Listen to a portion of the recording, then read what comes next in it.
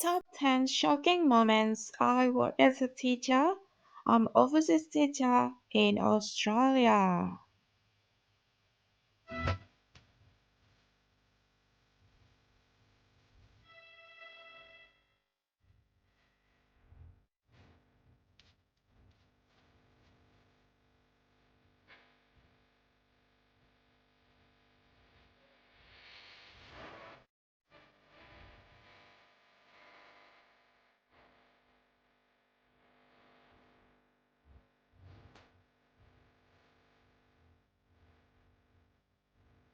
I have the opportunity to teach in Sydney, New South Wales, Australia. And look how beautiful it is. This is Harbour Bridge in the Sydney city.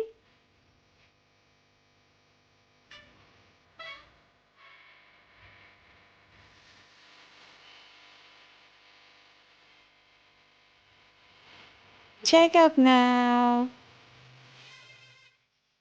Feel free to comment or to ask for suggestions or advice from me as I've been through it, and then I hope to help you.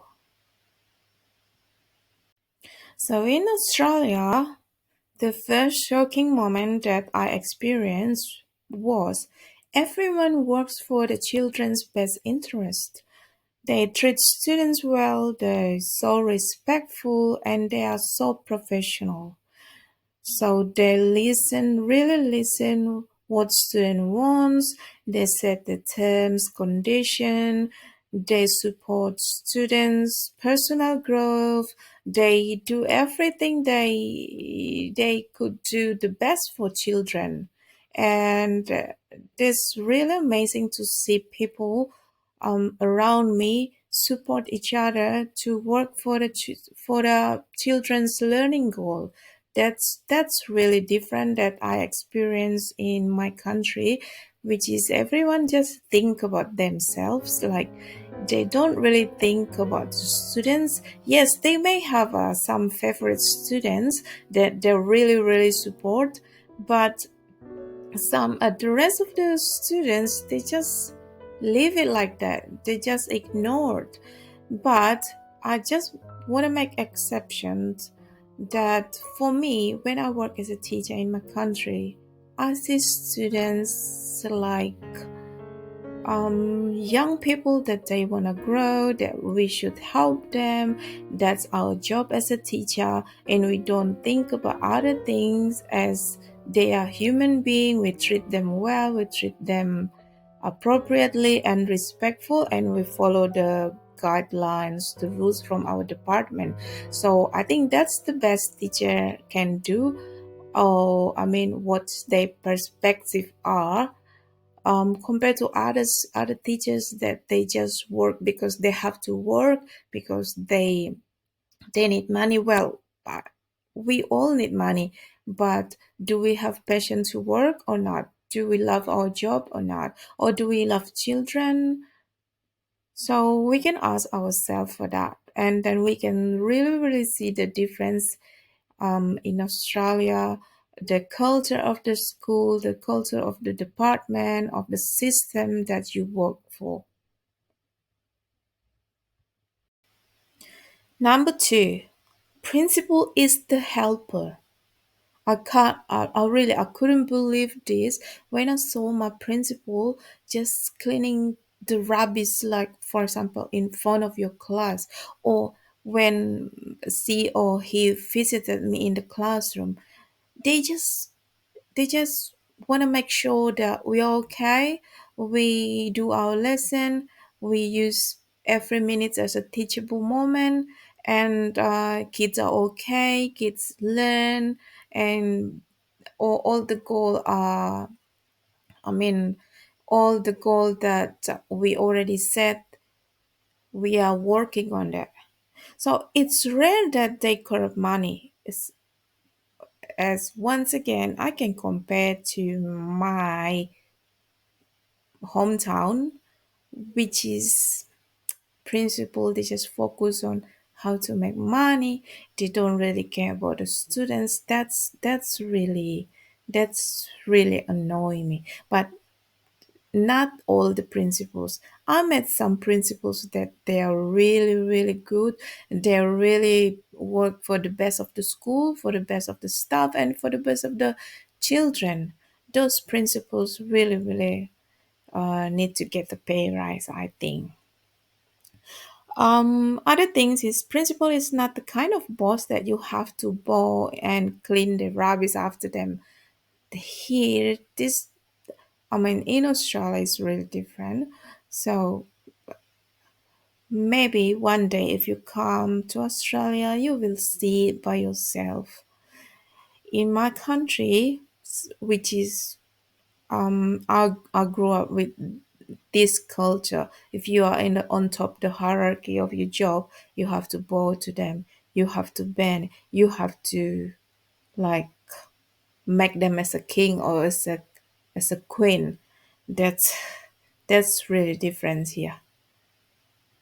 It was totally okay for me that time, but when I already saw things differently, they doing differently, now I have a doubt to like to do this differently when I'm back to my country.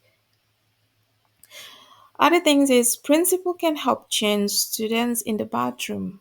If something happen, it's incident happen with toileting, they can clean the mess in the classroom and they sit on the floor in the meeting while other staff sit on chair ends. It's no problem at all. No problem.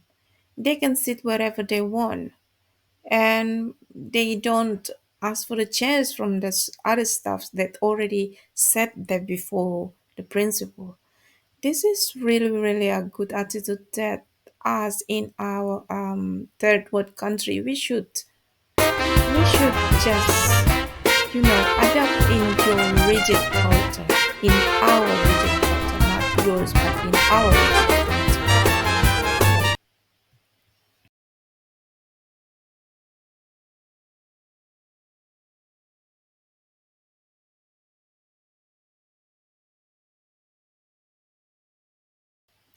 Number three, school has cleaners.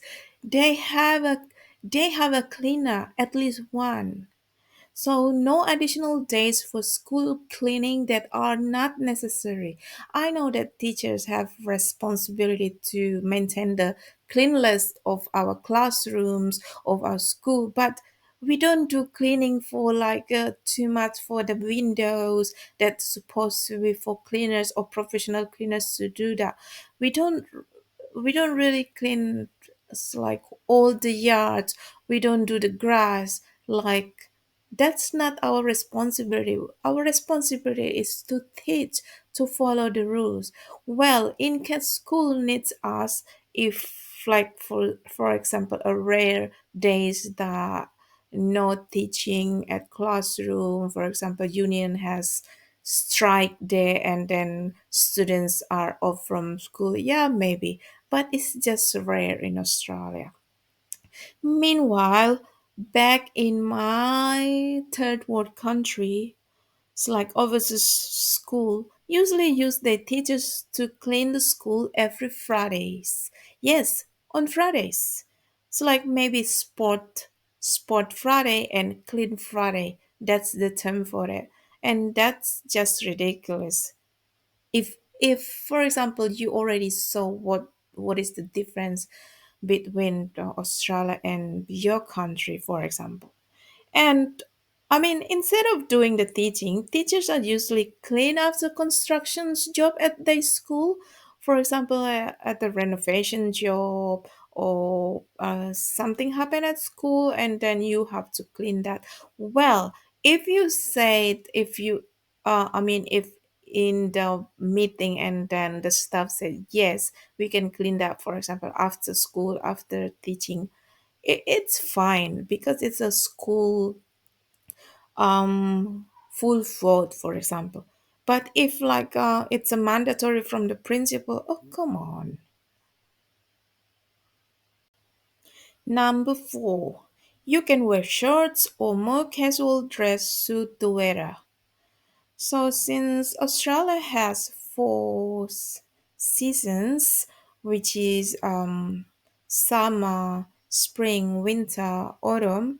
So they tend to wear clothes that are appropriate to the weather. And in curriculum, we teach kids, we teach students how to wear appropriate clothes that suit to the weather. If it's too hot, we don't wear jacket. If it's too cold, we don't wear short.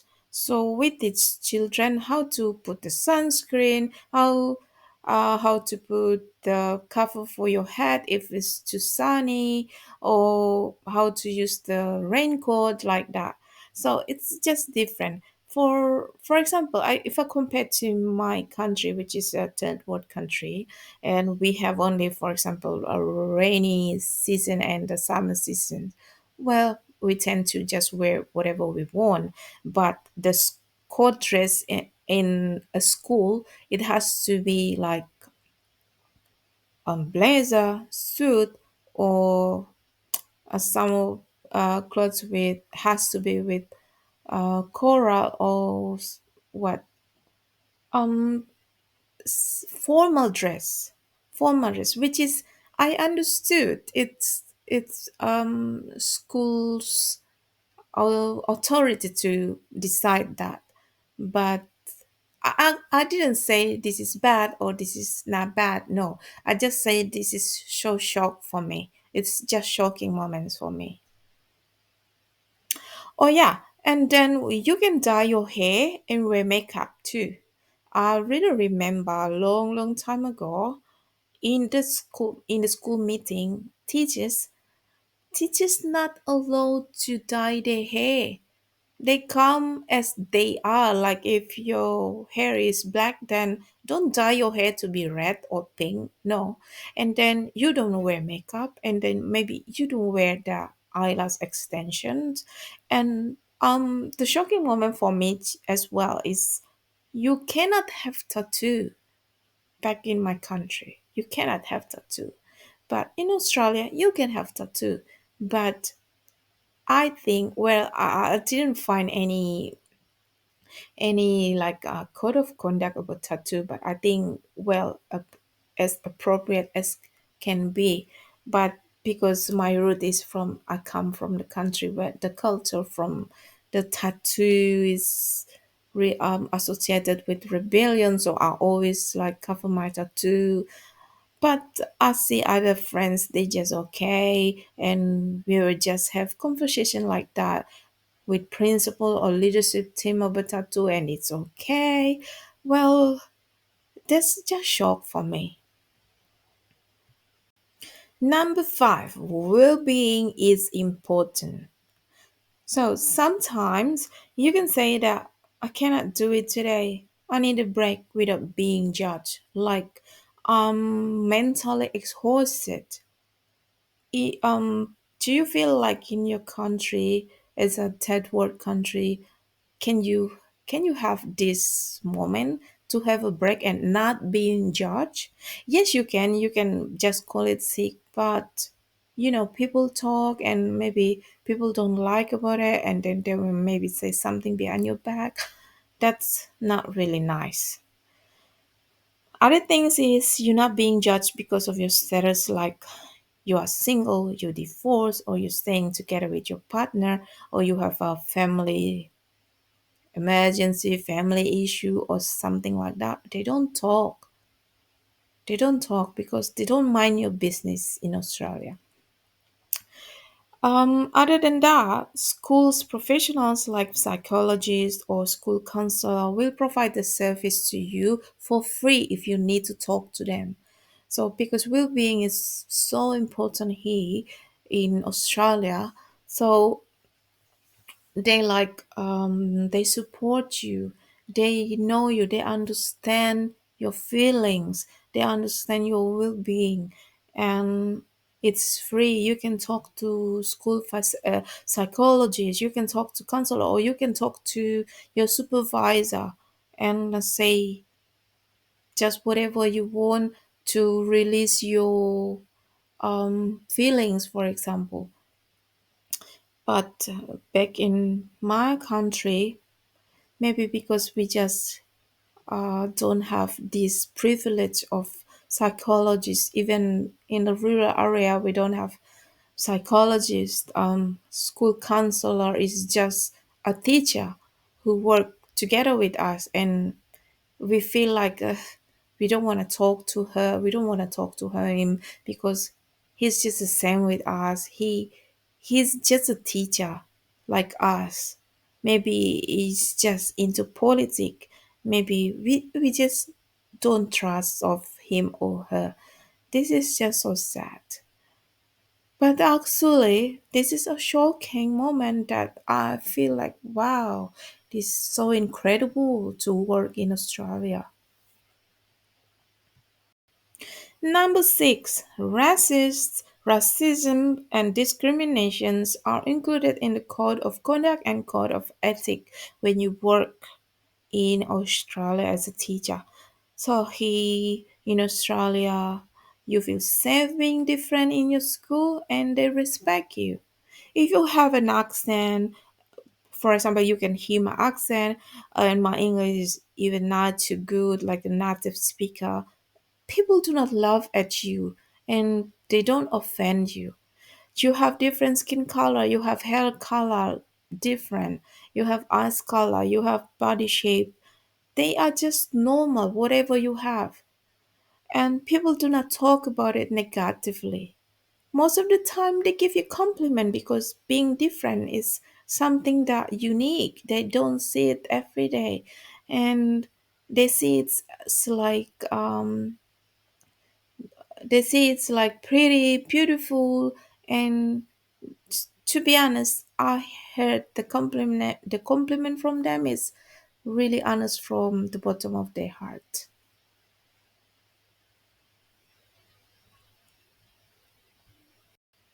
Number seven, school with students with disabilities has more staff in the classroom to help. So you have teacher aides or super learning officer to help you, and the students all the time. They are your co-workers. So you don't work alone. Like in a third world country, usually you work alone and it's hard. I do feel it because I once worked in a school for specific purpose in back in my country, and then I work alone. I don't have no one to help me. It's like I have to call my friends next door to help me to watch the kids if I want to go to toilet, for example. But in Australia, at least you have one co-teacher or a co-worker that work with you. Yes, you can have co-teachers too. Like in one week you have different teachers and you like co-teaching in a classroom.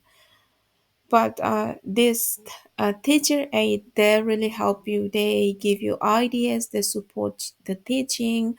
They support the kids, and also um they can back up everything when you're not there. I mean, for example, you leave the classroom for 30 minutes, they can help you to manage the classroom, to help with the kids, or maybe to report to just informal report to the therapist, like that.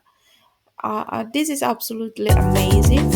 You're not alone in the school for specific purpose in Australia. You absolutely have a lot of support.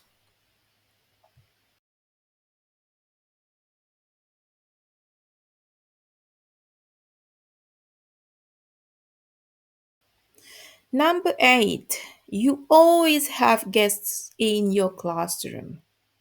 So leadership team always check on you in the classroom.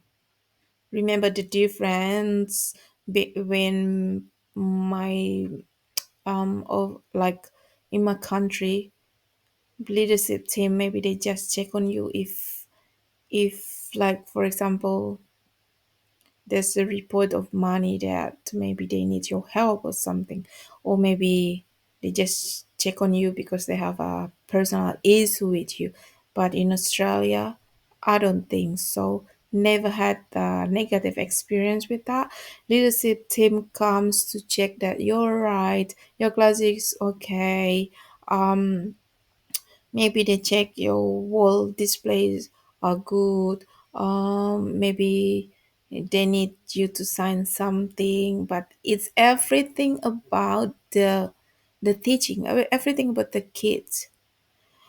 And you will always work with other people such as counselor, school counselor, psychologists, occupational therapists, physiotherapists, speech therapists in your classroom.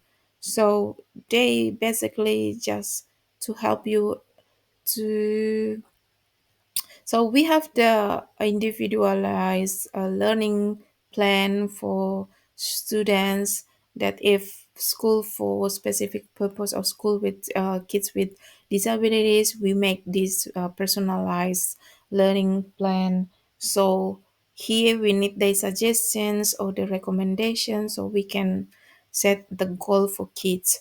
So they usually come for observations or they usually come to do something to help with the kids and to help us to set our goals, to make strategies for us to teach. And this is really, really helpful, super helpful.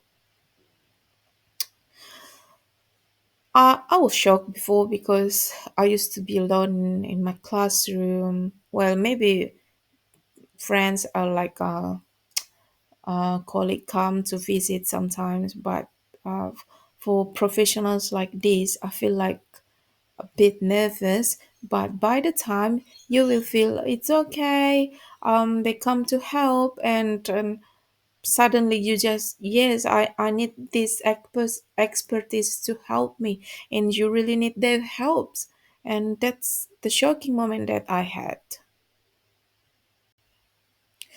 Number nine, there is a lot of paperwork to do, and it's normal.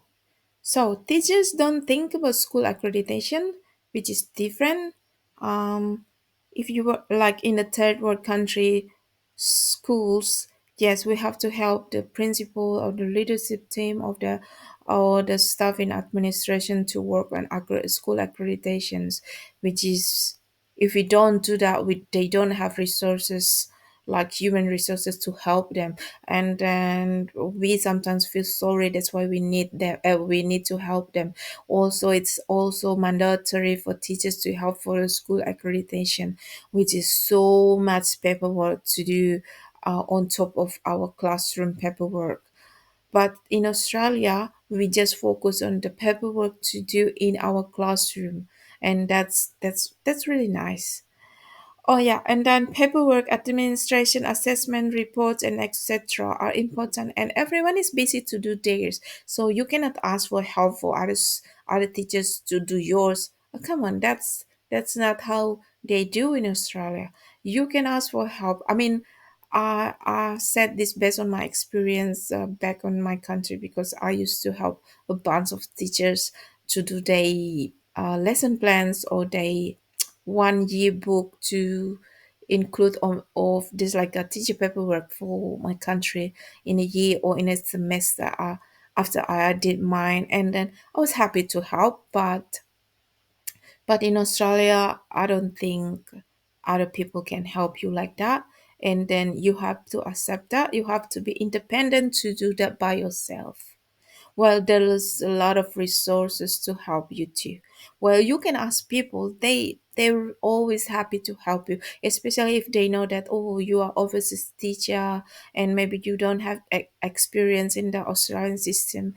Actually, there are some teachers here; they're really amazing. They helped me, and then they show you, they share the documents to me, they share their resources, and then I really appreciated of what they did for me. You always find people that can help you in Australia, and because I said it's this is a shocking moment for me. I think you will have this experience too, but just to let you know that you're not alone. Number 10, you get paid what you deserve. Whew, this is really, really actually, I want to put in the first of my 10 shocking moments what I experienced in Australia as an overseas teacher. But okay, I just being humble that I want to tell you all this is worth it. If you work as a teacher in Australia, you get paid what you deserve. If you teach them with your heart, you do all your job, sorry, excuse me, you get paid. So no one can steal your money or allowance from what you have worked for. And you're not afraid that maybe some teachers or some leadership people or maybe your principal will do the fraud or fake report, because it's just rare for them to do that. And you will just know that if they do the fraud, or yeah, if they just doing misconduct, you will know that. And then it's, I think it's obligation that you have to report that. But just to let you know that if you work in Australia as a teacher, you get paid what you deserve, and the paid is really, really, really good. Really good in Australian dollar, of course. And then I will make a video to let you know the comparison between like for example, third world country teachers get paid, New Zealand teachers get paid, and then the salary, for example, as a teacher in Australia, but in the different states, because it's just different. For example, in Sydney, they get paid really, really good compare of other states or and territory in Australia. Just wait for that.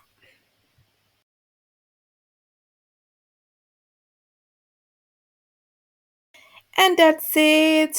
Thank you for watching, and stay tuned for the next videos for my experience as a teacher in New Zealand um and in Australia. But I think I had an idea to share with you guys about what is the salary or pay rate as a teacher in Australia and New Zealand. Stay tuned. Bye. Thanks for watching. Don't forget to like and subscribe. Bye.